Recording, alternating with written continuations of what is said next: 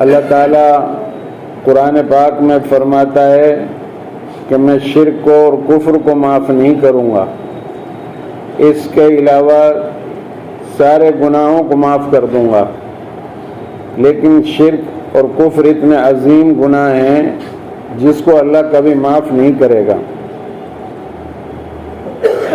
شرک کیا ہے؟ شرک کہتے ہیں اللہ کے ساتھ کسی اور کو بھی سمجھنا نفع نقصان کا مالک۔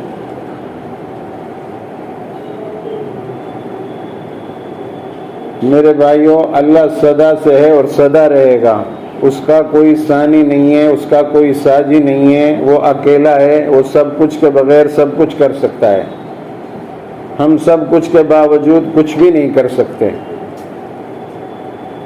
وہ اپنی کرسی پر بیٹھ کر آسمانوں سے سب سے اوپر عرش معلیٰ پر بیٹھا ہوا ہے، اور دنیا میں کیا ہو رہا ہے، ایک پتا بھی گرتا ہے تو اس کی بھی اس کو خبر ہے۔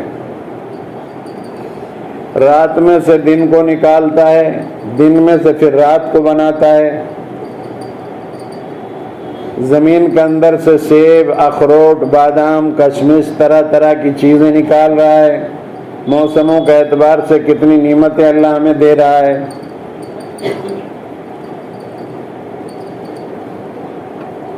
سمندروں کے اندر کتنی مخلوقات ہے، کتنی بڑی بڑی مچھلیاں ہیں، سب کو وہ کھلاتا پلاتا ہے۔ جو رینگ کر چلتے ہیں زمین پر گھسٹ کر جانور، ان کو بھی دیتا ہے۔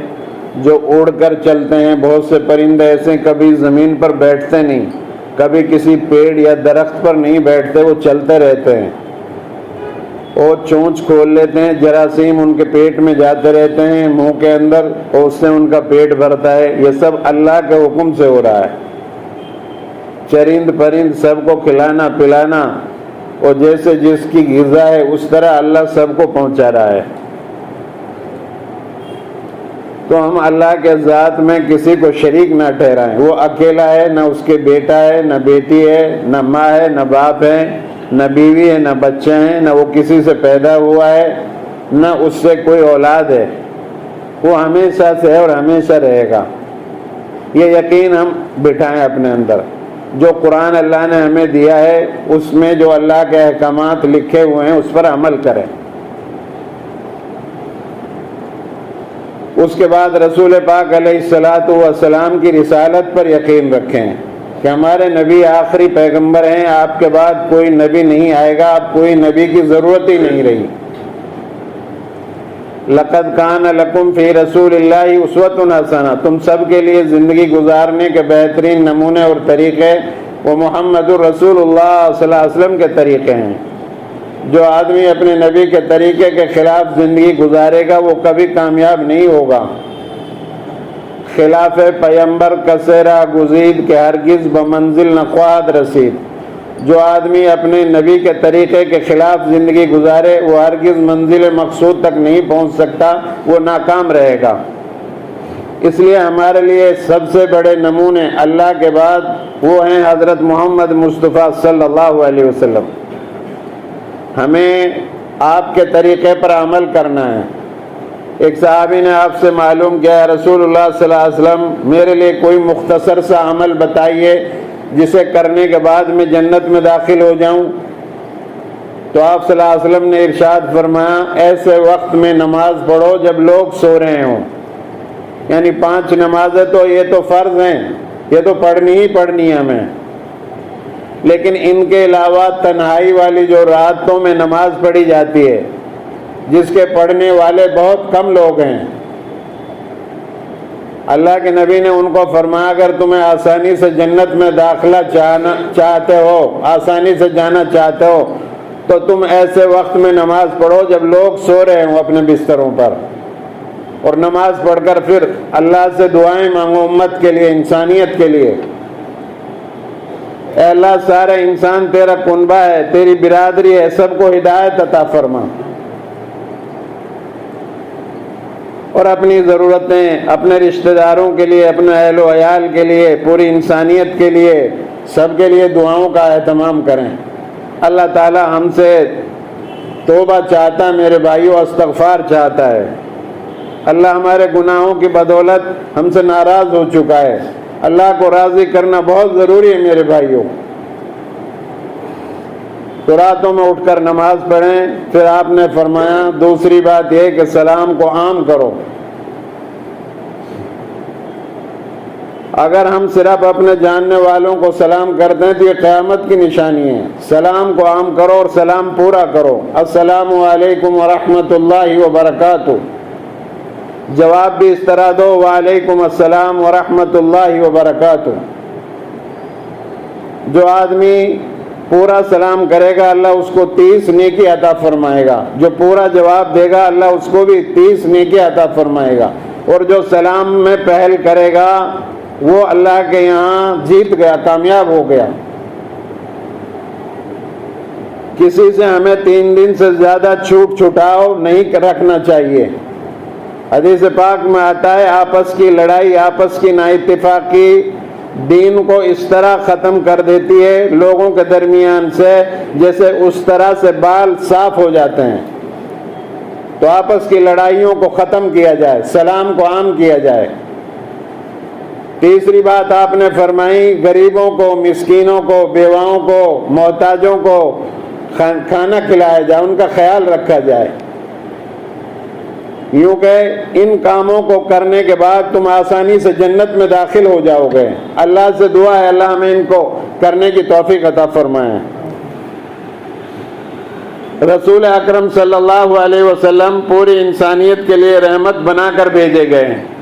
کسی کی ادنا سے ادنا تکلیف بھی آپ صلی اللہ علیہ وسلم کو گوارا نہیں تھی۔ ہمیں چاہیے ہم آپ صلی اللہ علیہ وسلم کی جو تعلیمات ہیں وہ آفاقی اور ابدی تعلیمات ہیں۔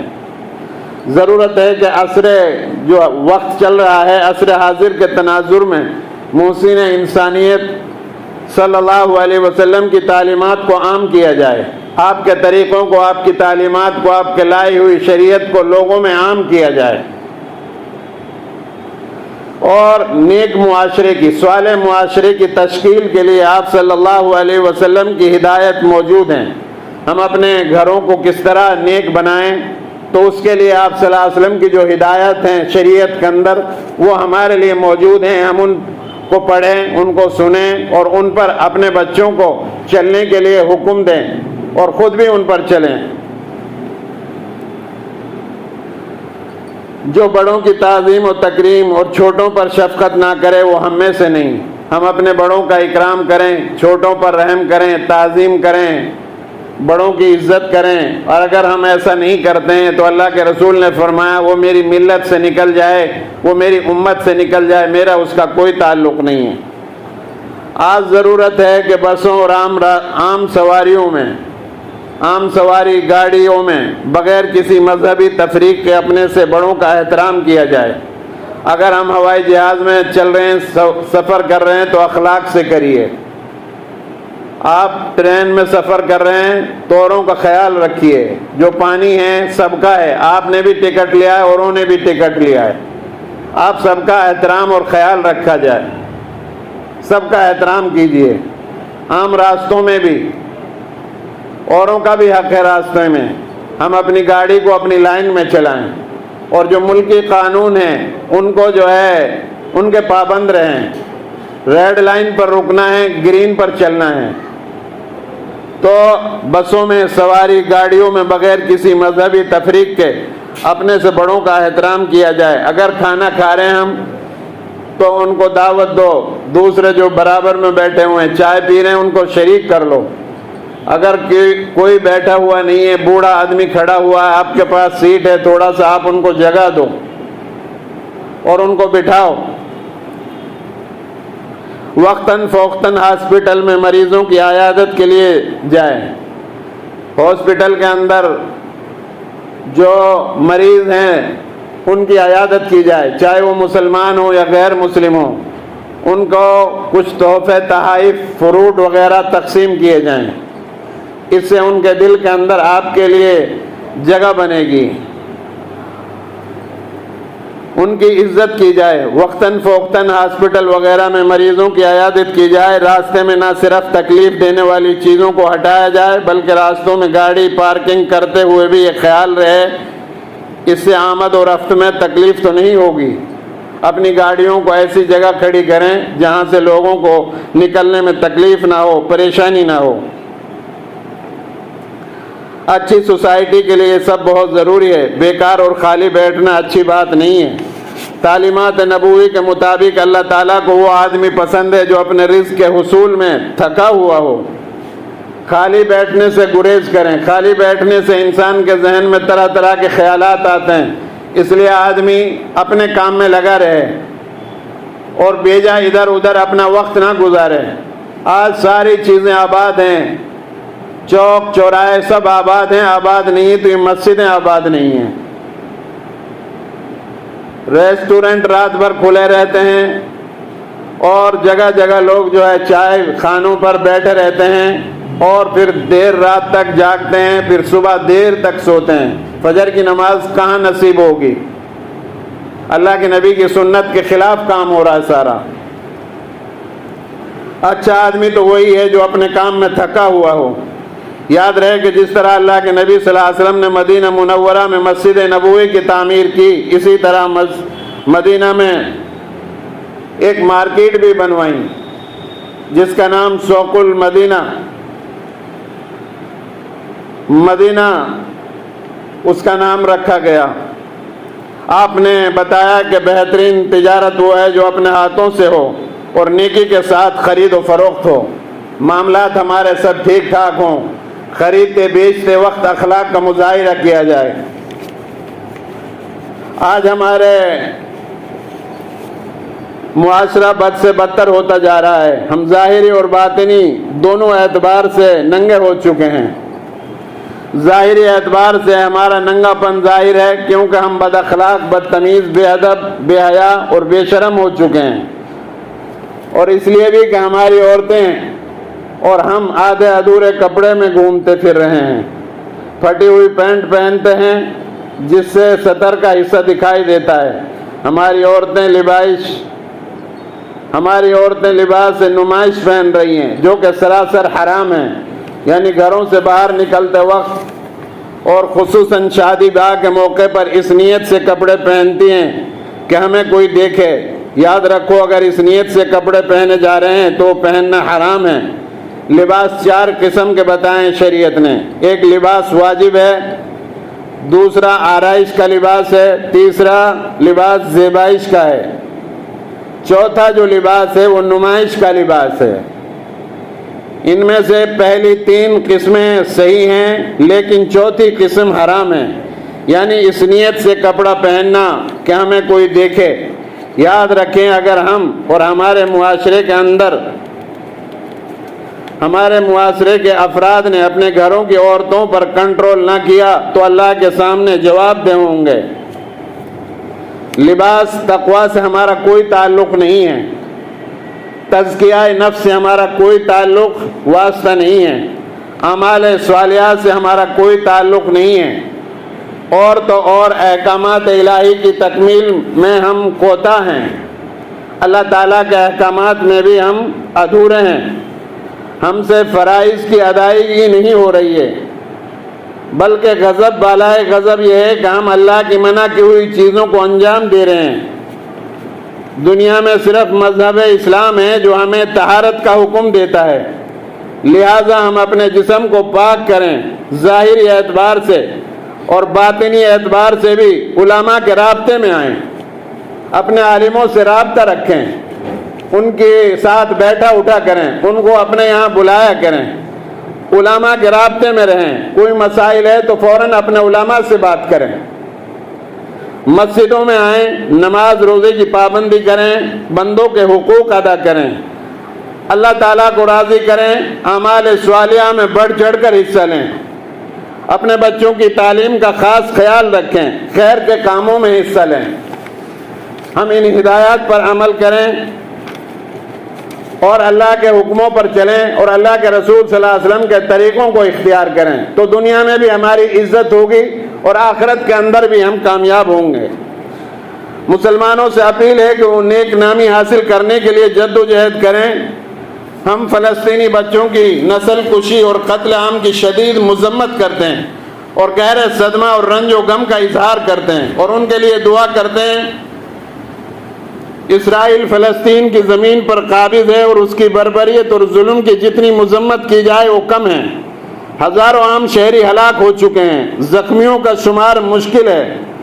غزہ میں فلسطینی مسلمانوں کی نسل کشی میں امریکہ اور بیشتر یورپی ممالک برابر کے شریک ہیں۔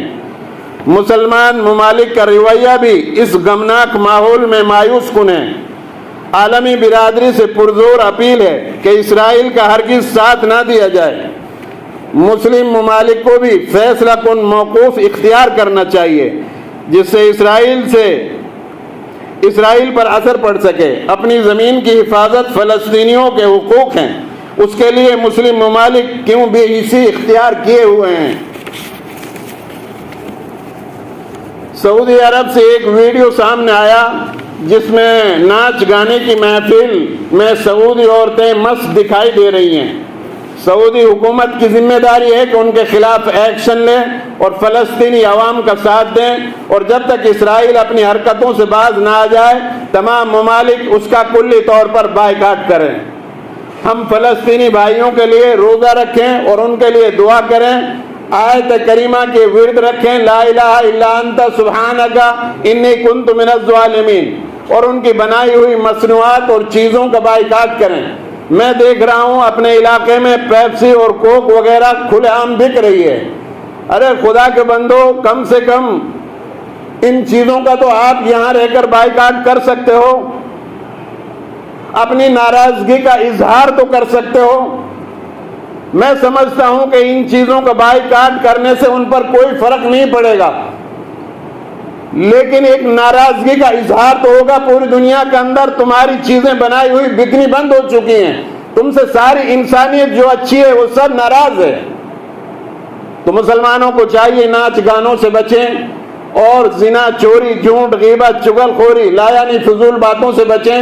اللہ اور اس کے رسول سے اپنے تعلق ہموار کریں، توبہ اور استغفار کریں، برائیوں سے بچیں۔ زلزلے آ رہے ہیں، طرح طرح کے عذاب دکھائی دے رہے ہیں آتے ہوئے، ہمیں چاہیے ایسے موقع پر اللہ کی طرف رجوع کریں، توبہ اور استغفار کریں، نمازوں کی پابندی کریں، شرک سے بچیں۔ اللہ سے دعا ہے اللہ رب العالمین مجھے بھی آپ سب کو عمل کرنے کی توفیق عطا فرمائیں۔ وآخر دعوانا ان الحمدللہ رب العالمین۔